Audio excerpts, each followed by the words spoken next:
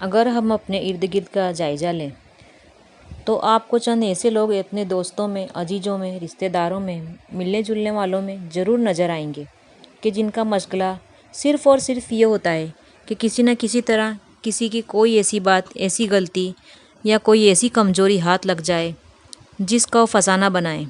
اور عزیزوں، رشتہ داروں میں، ملنے جلنے والوں میں ان کی عزت خراب کریں اور ان کی نیک نامی کو نقصان پہنچائیں۔ ایسے لوگ ذہنی طور پر بیمار ہوتے ہیں اور ہم لوگ ایسے لوگوں کی تربیت کرنے کی بجائے، ان کی اصلاح کرنے اور سمجھانے کی بجائے انہیں یہ کہہ کر کھلا چھوڑ دیتے ہیں کہ کیا کریں، یہ اس کی عادت ہے، جبکہ اس کی یہ عادت کئی گھرانوں کو بگاڑ کر ان میں ناچاکی اور دشمنی کا سبب بھی بن سکتی ہے۔ ایسے لوگ منفی سوچ کے حامل کہلاتے ہیں، جو کہ ہمیشہ شرکا باعث ہوتے ہیں۔ خیر کا نہیں، ایسے لوگوں کی اصلاح عقل مندی سے اگر کر دی جائے تو ان کی زندگی بدل سکتی ہے۔ حدیث شریف کا مفہوم ہے کہ جو شخص دوسروں کے عیبوں کی پردہ پوشی کرے گا، اللہ تعالیٰ اس کے عیبوں کی پردہ پوشی فرمائیں گے۔ یقیناً غلطی انسان سے ہی ہوتی ہے اور انسان غلطی کا پتلا ہے، لیکن اگر اس غلطی کی اصلاح اس طریقے سے کی جائے کہ غلطی کرنے والے کی عزت نفس بھی مجروح نہ ہو اور اس کو یہ احساس بھی دے دے کہ اس کی غلطی معاف تو ہو گئی ہے لیکن اب وہ زندگی میں آئندہ ایسی غلطی نہیں کرے گا، اور دوسرا یہ کہ وہ معاشرے کا ایک مفید شہری بھی بن جائے گا۔ غلطی کی پردہ پوشی کے حوالے سے مجھے ایک بہت پرانا قصہ یاد آ گیا۔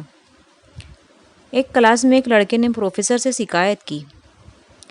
کہ سر، میری سالگرہ میں میرے والد صاحب نے مجھے ایک گھڑی تحفے میں دی تھی اور وہ مجھے بہت ہی عزیز ہے۔ میں ابھی تھوڑی دیر کے لیے باتھ روم گیا تھا اور گھڑی ڈیسک پر رکھ کر چلا گیا تھا، واپس آیا تو گھڑی نہیں تھی، کسی نے اٹھا لی تھی، میں بہت پریشان ہوں، کیا کروں؟ پروفیسر صاحب نے کہا کہ اس دوران نہ تو کوئی کلاس روم میں سے باہر گیا اور نہ ہی کوئی باہر سے اندر آیا، تو وہ گھڑی کلاس روم میں ہی ہوگی۔ پروفیسر صاحب نے اس کا حل یہ نکالا کہ سب بچوں سے کہا اپنے اپنے رومال نکالیں۔ پروفیسر صاحب نے سب کی آنکھوں پر رومال باندھ دیے اور ایک ایک کر کے سب کی تلاشی لی۔ تلاشی کے دوران ایک لڑکے کے پاس سے وہ گھڑی مل گئی۔ پروفیسر صاحب گھڑی کو لے کر اپنی کرسی پر بیٹھ گئے اور سب بچوں سے کہا کہ اپنی آنکھیں کھول لو اور اپنی آنکھوں سے رومال باندھ لو، ہٹا دو، اور اپنی آنکھوں سے رومال ہٹا دیں، اور جس بچے کی گھڑی چوری ہوئی تھی اس کو کہا کہ بیٹا آپ یہ گھڑی لے لو اور اب احتیاط سے رکھنا۔ اب جس لڑکے کے پاس سے گھڑی نکلی تھی اس کی شرمندگی کی انتہا نہ تھی کہ اب تو پروفیسر صاحب پوری کلاس کے سامنے مجھے شرمندہ کریں گے اور سزا بھی دیں گے، لیکن پروفیسر صاحب نے ایسا نہیں کیا۔ یوں دن گزرتے گئے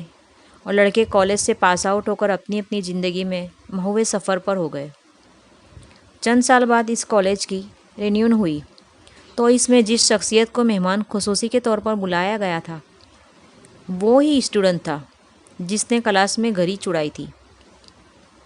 فنکشن ختم ہونے کے بعد وہ مہمان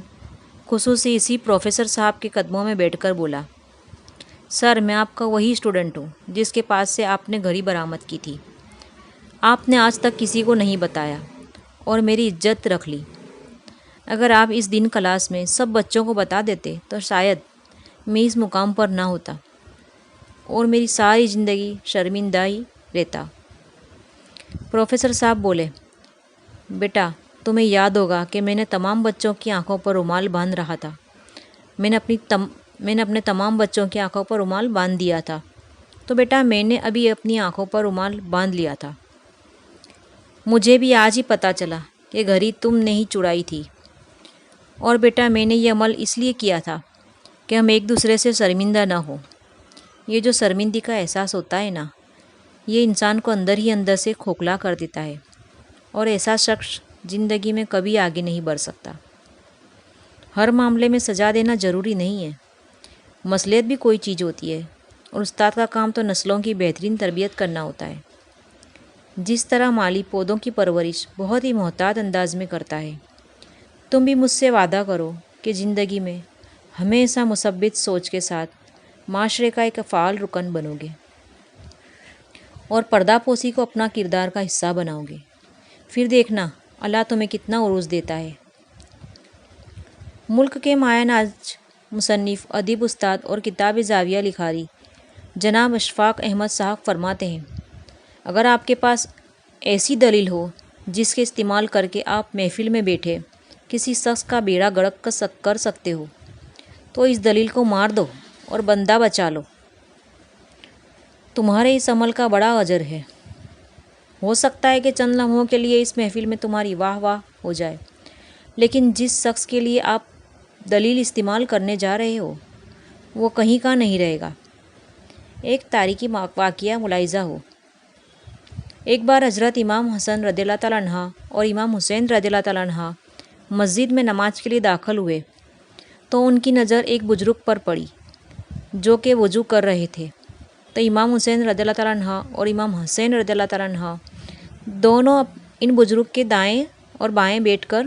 بزرگ سے بولے کہ آپ ذرا ہم میں فیصلہ فرما دیجئے کہ ہم میں سے کون وضو صحیح کرتا ہے۔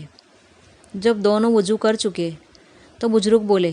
بیٹا آپ دونوں ہی صحیح وضو کر رہے تھے، میں ہی غلط تھا۔ یہ ہے وہ طریقہ، وہ سلیقہ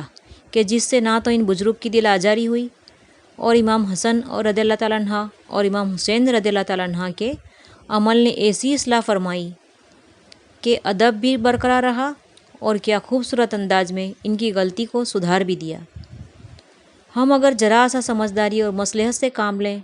تو ہم حسن انداز سے بھی کسی کی اصلاح کر سکتے ہیں اور دوسرے کی عزت نفس مجروح کیے بغیر اس کو صحیح راہ پر ڈالا جا سکتا ہے۔